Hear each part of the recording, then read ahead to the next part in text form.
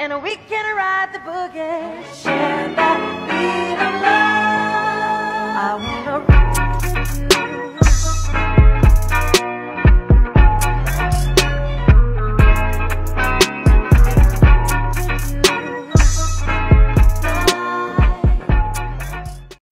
Hai semuanya, apa kabar? Saya Septiani, perwakilan dari kelompok 5 Institut Manajemen Wiyata Indonesia.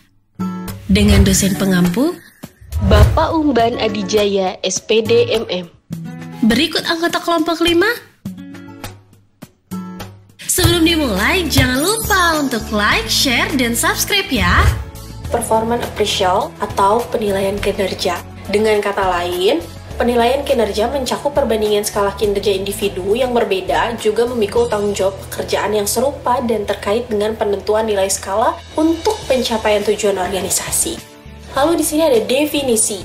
Yang pertama, menurut Edwin Flippo, pada tahun 1984, penilaian kinerja adalah penilaian sistematis, berskala, dan tidak memihak atas keunggulan karyawan dalam hal-hal berkaitan dengan pekerjaan saat ini dan potensinya untuk penilaian yang lebih baik. Yang kedua, menurut Mondi dan Noy, tahun 2010, performance appraisal adalah sistem formal untuk memeriksa, mengkaji, dan mengevaluasi kinerja kelompok atau seseorang.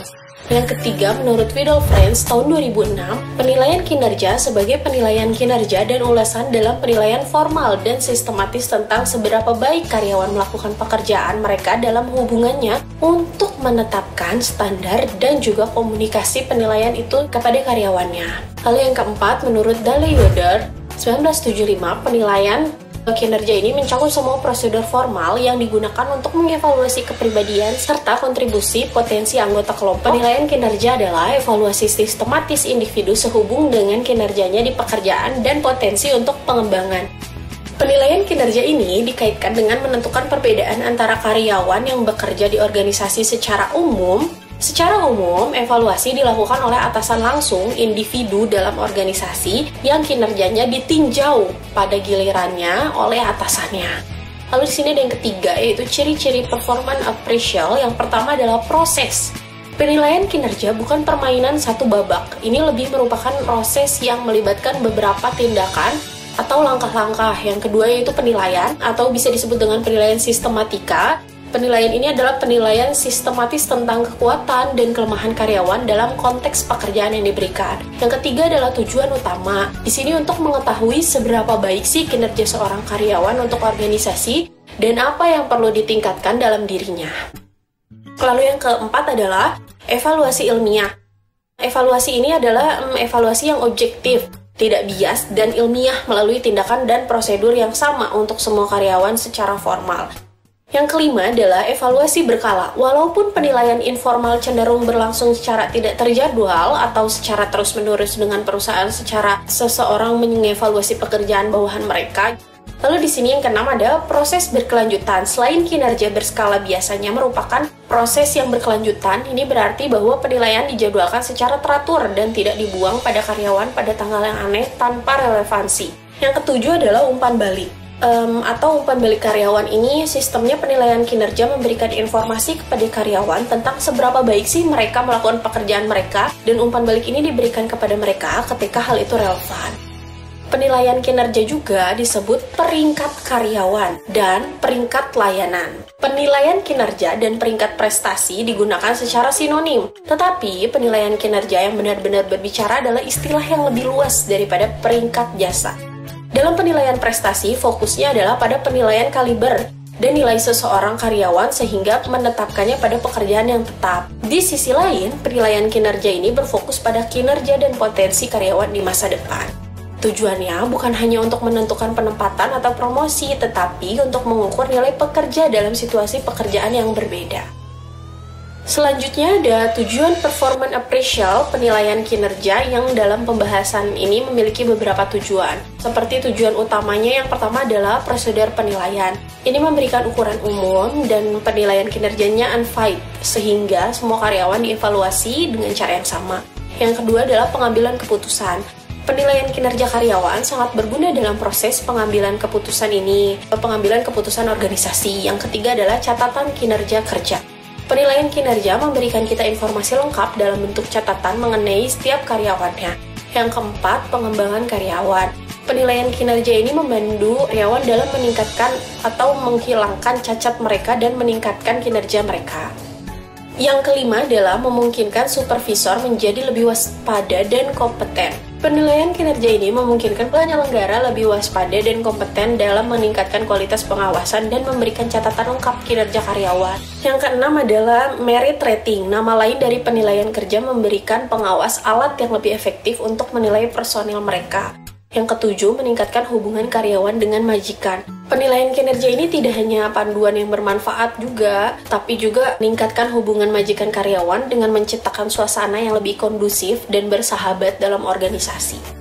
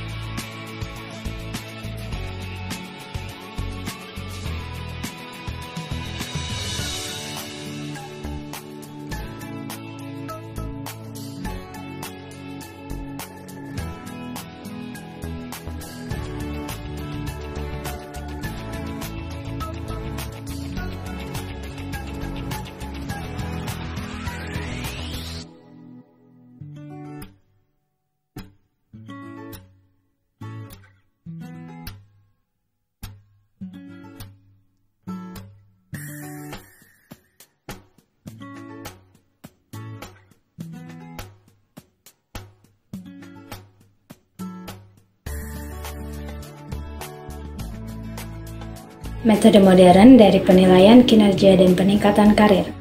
Sebagian besar metode tradisional menekankan pada tugas atau kepribadian pekerja sambil membuat penilaian.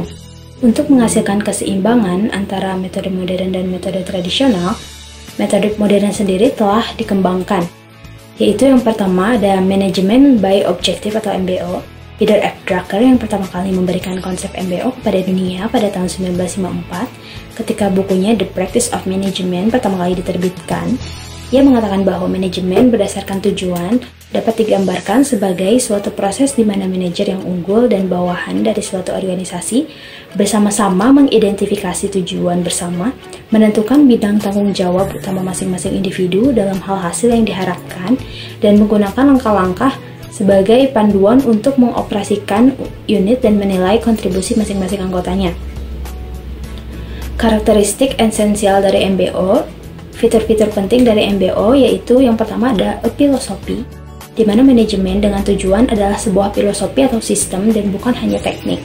Yang kedua, menetapkan tujuan partisipatif. Yang ketiga, menentukan tanggung jawab individu dengan jelas. Manajemen menurut tujuan dengan jelas mendefinisikan tanggung jawab masing-masing individu dalam hal hasil. Yang keempat, ada pencapaian tujuan. Di sini memfokuskan ketegangan pada tujuan apa yang harus dicapai daripada bagaimana harus dicapai atau metodenya itu harus seperti apa. Yang kelima, ada kebutuhan objektif menjadi tujuan pribadi.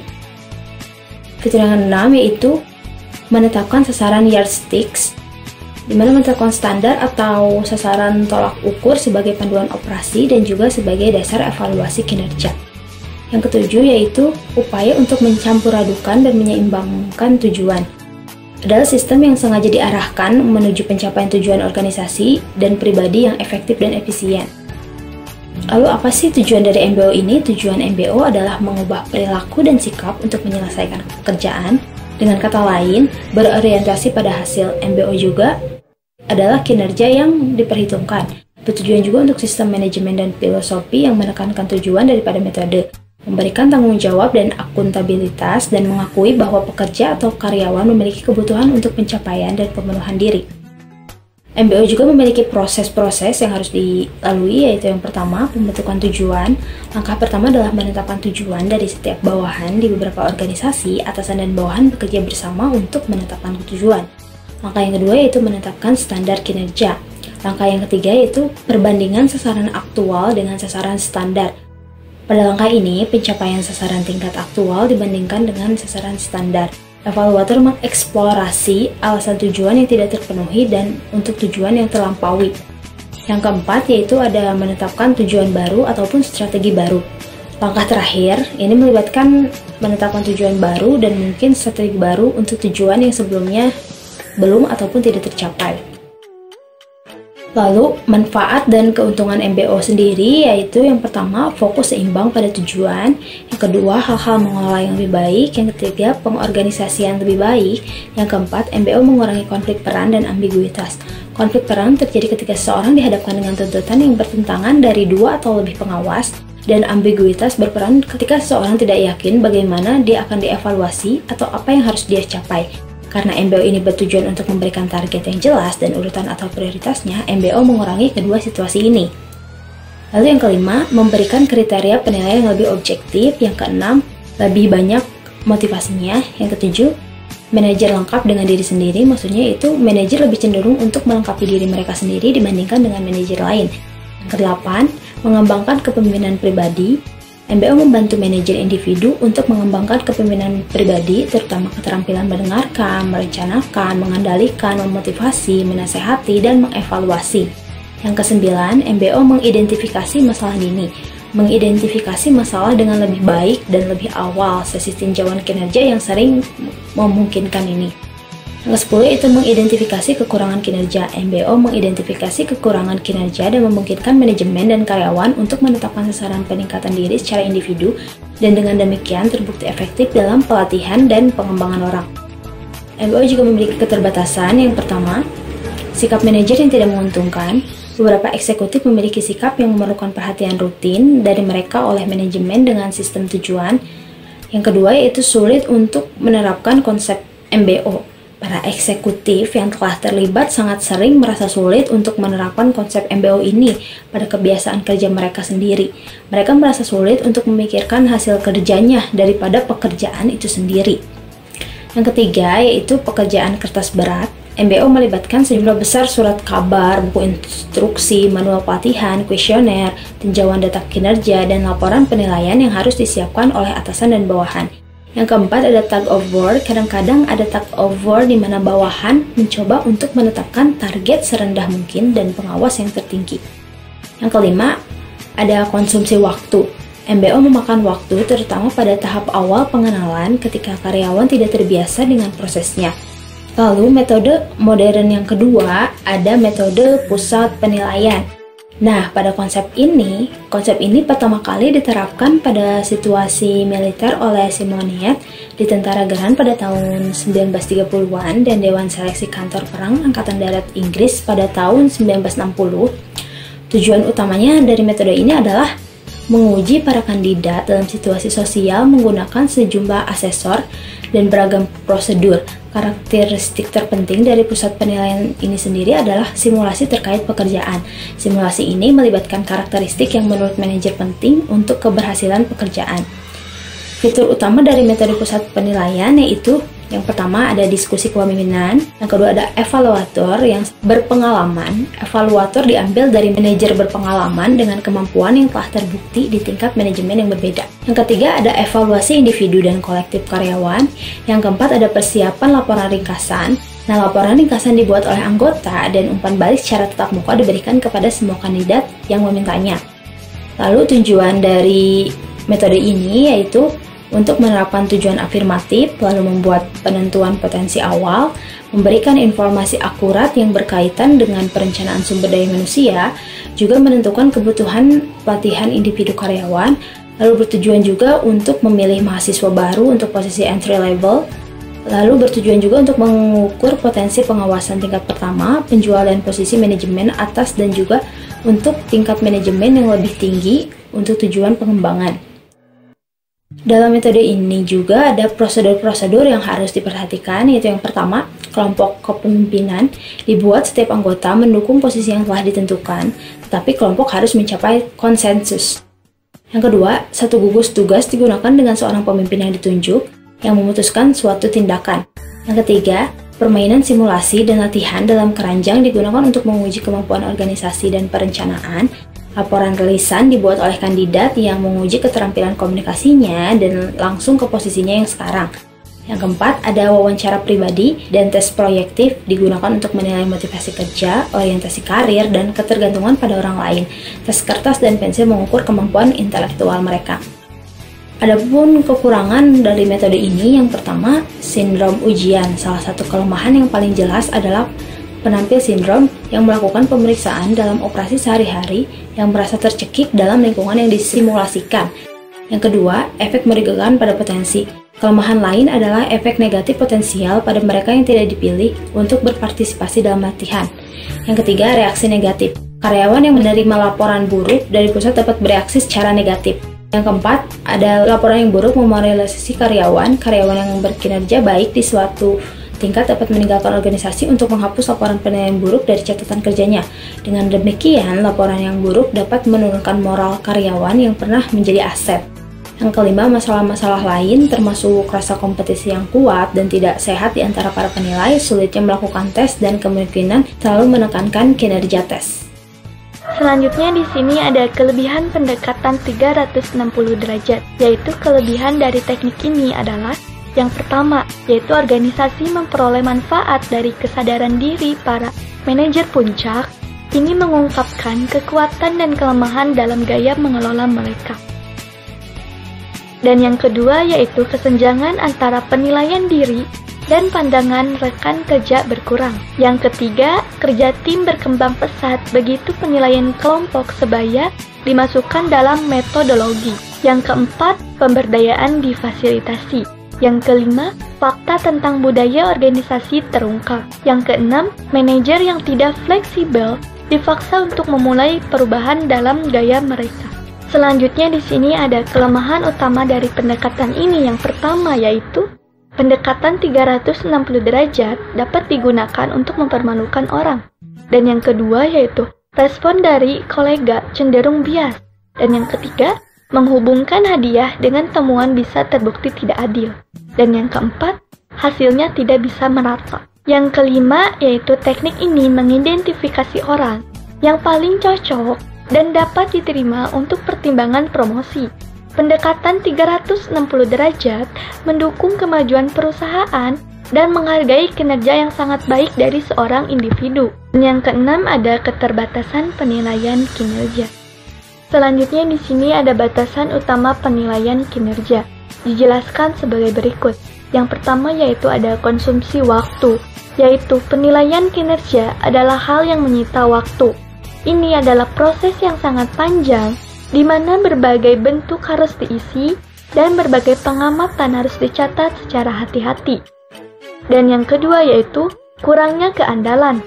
Keandalan menyiratkan stabilitas dan konsistensi dalam pengukuran.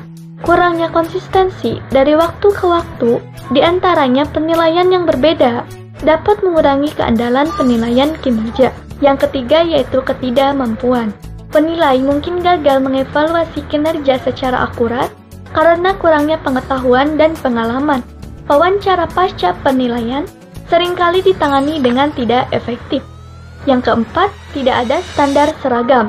Standar yang digunakan untuk tujuan penilaian tidak seragam dalam organisasi yang sama, ini membuat peringkat menjadi tidak ilmiah.